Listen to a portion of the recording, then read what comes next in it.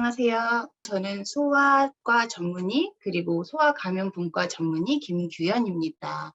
이 사건을 보면서 우리 엄마들이 이러한 부분을 조심해야겠다라는 느낌을 받은 몇 가지 요소들이 있는데요. 오늘 같이 좀 공유했으면 좋겠습니다. 시밀락이라는 미국에서 굉장히 많이 팔리고 있는 분유를 먹은 아이들이 최근에 5케이스 그리고 마지막으로 2월 말에 추가가 돼서 6케이스의 크로노박터라는 세균이 감염된 케이스가 있었고요. 심지어 그중에서 2명은 사망을 하는 일이 있었습니다. 그래서 영아에게 뭔가 감염되는 무서운 균이 있다라는 것에 대한 경각심을 좀 불러일으켰고요. 가루 분유, 조제 분유를 타서 먹이면서 어떠한 부분들을 조심해야 되는지 이런 부분에 대해서 좀 다시 한번 경각심을 갖게 하는 사건이 아닐까 싶습니다.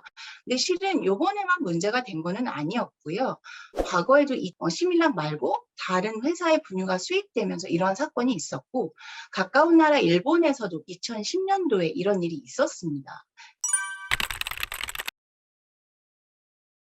카노박터 사자키라는 이 세균은 저희가 그람 염색이라는 세균을 염색하는 방법에서 그람 음성균입니다.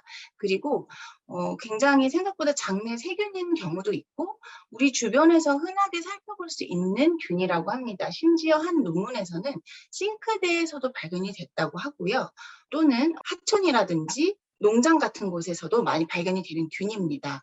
이 균은 굉장히 어린 아이들 또는 면역이 저하된 나이가 많으신 분들이 몸에 들어갔을 때는 폐혈증이라든지 뇌수막염, 괴사성 장염 등을 일으키면서 단순한 세균 감염뿐만이 아니라 사망까지도 이르게 할 수 있는 균이라고 합니다.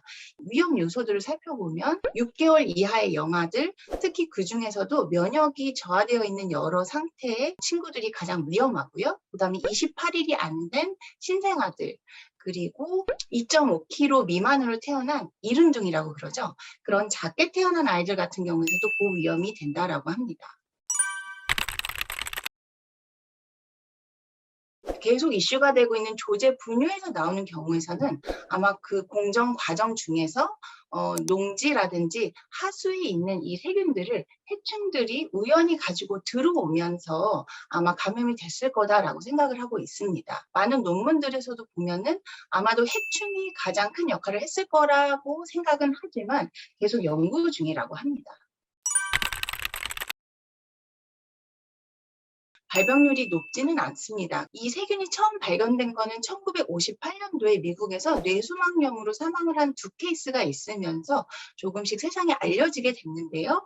그 이후로부터 여태까지 보고된 케이스는 약 120건 정도가 된다라고 얘기를 하고 있고 사망 같은 경우에서는 최근 케이스까지 합치면 약 30건 정도가 됩니다.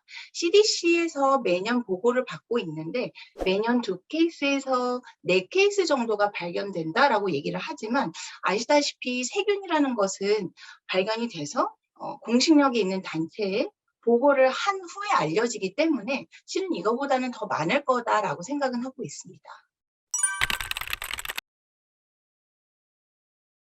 어쨌든 섭취를 하면서 장내로 세균이 들어왔을 때 이 세균이 우리 몸에 감염이 되면서 뇌수막염을 일으킬 수도 있고요. 또는 이 균들이 피 안에 엄청 많이 증식을 하는 폐혈증이 될 수 있고요. 그다음에 아무래도 장으로 섭취를 하니까 괴사성 장염, 장이 이렇게 괴사가 되는 굉장히 무서운 병이 생길 수가 있습니다.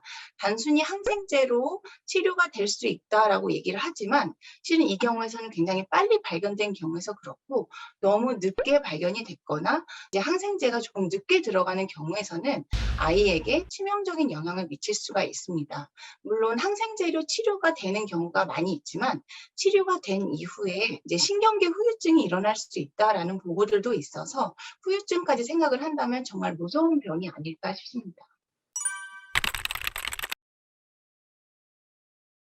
언제나 올바른 수유, 바른 아이들의 시기 이렇게 얘기를 할 때 가장 중요한 거는 모유 수유죠. 물론 모유 수유를 하기 힘든 여러 상황들에 계신 엄마라든지 아이들이 있을 수는 있습니다. 모유 수유가 이때 나오는 이유는 아무래도 조제 분유를 사용하지 않으려는 이유 때문인 것 같긴 한데요. 1번은 늘 중요한 모유 수유입니다. 그다음에 두 번째는 분유를 타는 온도인데요. 모든 논문과 문헌에 보시면 이 균을 박멸할 수 있는 가장 중요한 요소 중에 하나는 온도입니다. 그렇기 때문에 70도 이상의 끓는 물을 이용을 해서 분유를 타실 것을 권유를 드리고요.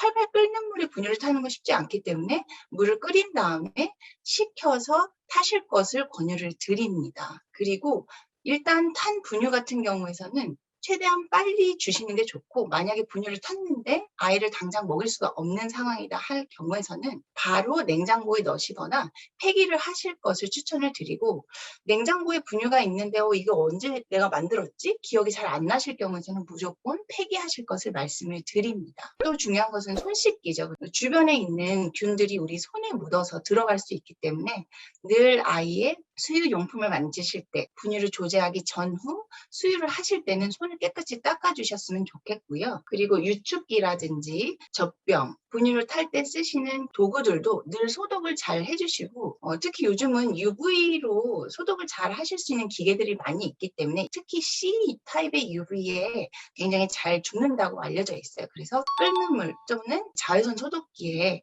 소독을 해주셨으면 좋겠습니다.